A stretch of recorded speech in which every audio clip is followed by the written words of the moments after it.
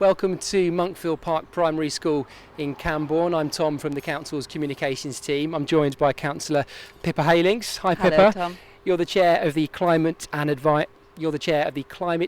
Environment Advisory Committee. That's right. I should say, easy for me to say. And today, Pippa, is Clean Air Day. What is this as an awareness day and why is it so important to us? Yeah, so it's the most important raising awareness day about air quality and air pollution that we have in the country.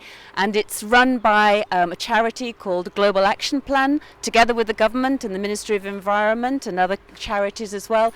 And this year the theme is about protecting children's health from air pollution. And why is that so important? It's really important this year because we've had the first legal landmark ruling, which was an inquest into Ella's death. Now, Ella was a 9-year-old girl who had asthma, living in London, and she had several asthma attacks exacerbated as she was going along the route to school.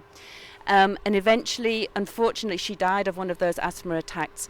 And the inquest into her death has found that she died of asthma that was exacerbated by her exposure to severe air pollution. That is the first time in this country that there's been a recognised link between air pollution and the death of a child.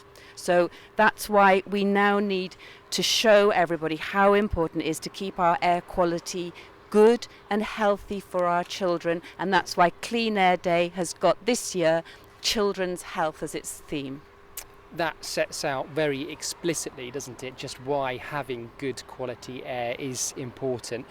But when we talk about air quality, what do we mean? What's it cover?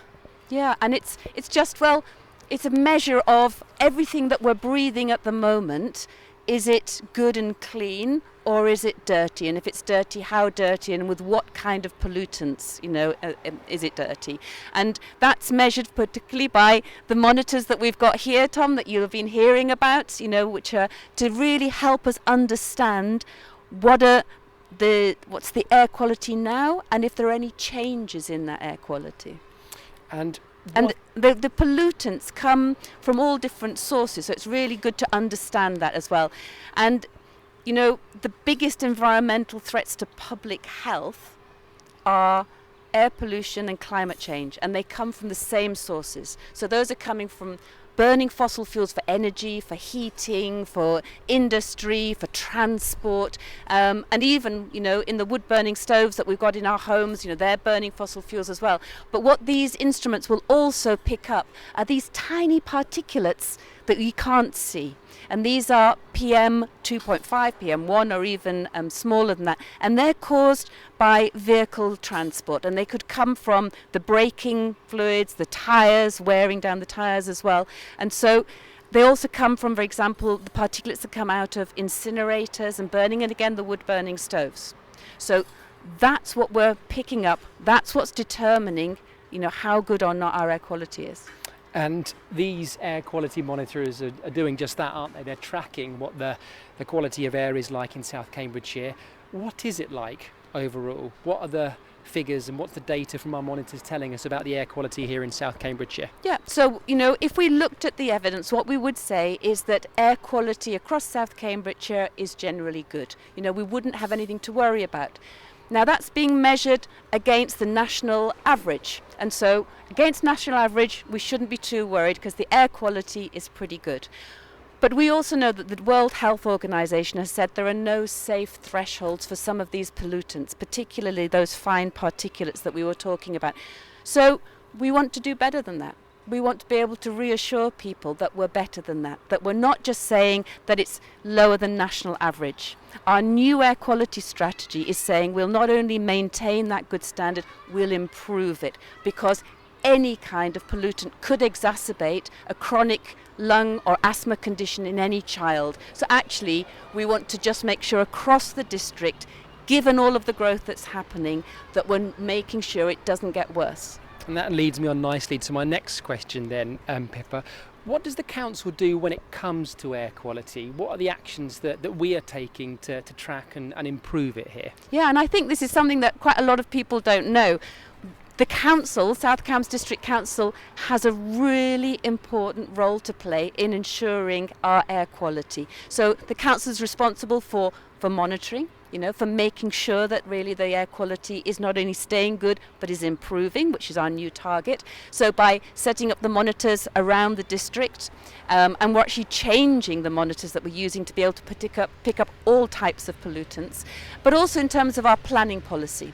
So we've got to get the balance right between the growth that we're seeing, everybody is seeing across the district, and making sure that our planning policy ensures good air quality as well, both at the construction stage and also in the cumulative effects of growth and these infrastructure projects coming across. So I live in Histon and Impington. We had the A14 improvement project doing huge junction work right next to the village and next to the Orchard Park Primary School. Now, the Orchard Park Primary School was never designed to be next to a huge junction. So we've got to make sure as the council that in planning terms we are looking after everybody. And that's mainly what the council does, a hugely important role. And how big a part is air quality in our zero carbon strategy then that the council adopted last year? It's a key piece because air pollution and climate change are the biggest environmental threats to public health that we have. And the sources of that are the same as we've just said, so through the burning of fossil fuels and whatever. So in our zero carbon strategy, if we're reducing carbon emissions, we are also improving air quality just by that. It's a co-benefit, it's a win-win situation. And that's why in our zero carbon strategy, we're putting air quality at the heart of it. It's a big global issue, isn't it? Yes. Air quality, I suppose. And sometimes people can feel a little powerless to influence it on a local level. But what can people in South Cambridgeshire be doing to do their bit to contribute to cleaner air? Yeah, and I would say the awareness is really high, especially amongst parents of young children, because they've heard so much, for example, about Ella, but about other cases too. So in fact, one thing you can do is to pressure us as your councillors, pressure us as the council to make sure we're doing the job right. And the next thing that people can do themselves individually, we can actually make a huge difference.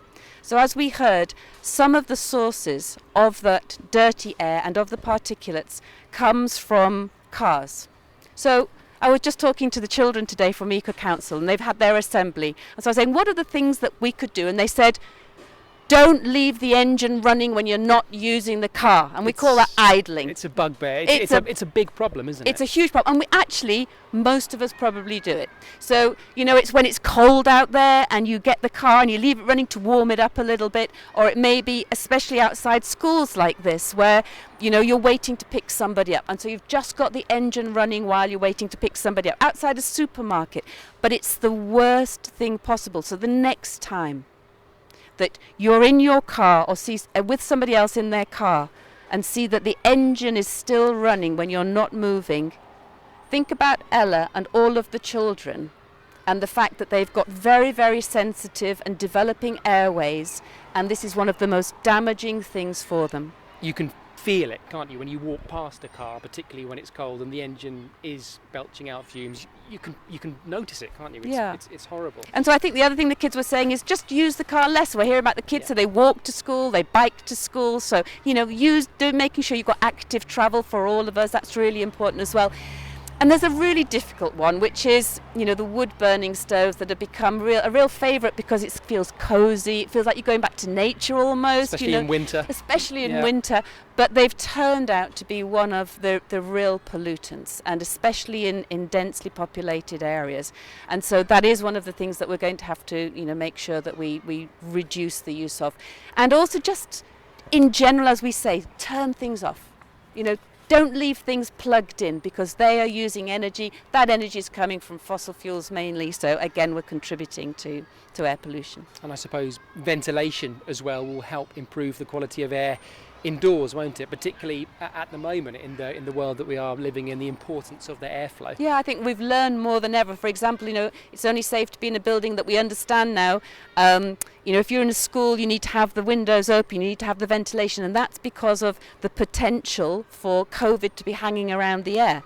Well, let's now think, children are sitting, in schools next to roads where the air particulates and the pollutants are hanging around. So we need to design schools well, and most schools now have been designed with ventilation, and in our own homes as well, making sure we've got that ventilation. And as we're seeing now in workplaces, now we don't want to be cold, but we do want to be well ventilated. Okay, well, Pippa, is there anything else you wanted to pass on for people to sort of take away, I suppose, when it comes to Clean Air Day, and sort of pressuring others and parents in particular to do their bit? I think what we're learning is that air pollution isn't just a problem in terms of chronic conditions like asthma. We're also finding out that the vulnerable, who are the youngest and some of the elderly, but in the youngest it can also lead to neurodevelopmental problems in terms of the development of the brain as well. So the best thing we could possibly do is to think every day how we're contributing to making an improvement in the air quality for our children and giving them a healthier life. And in that way, we're also contributing to solving one of the greatest global problems of our time, which is climate change also. I heard from the kids today, they've got their Eco Week, they've been doing lots of things about that. Well done, Monkfield Park Primary School. You're the future. Fantastic. Well, Pippa, thank you so much for your time. Thank you, Tom. And yeah, thank you for joining us on Clean Air Day. No, and I'd really like to say thank you to all of our officers in environmental health and the air quality officers. They're often not the ones who are out there and seen most visibly in the council. They are some of the most important for your children's health. So thank you very much to all of them.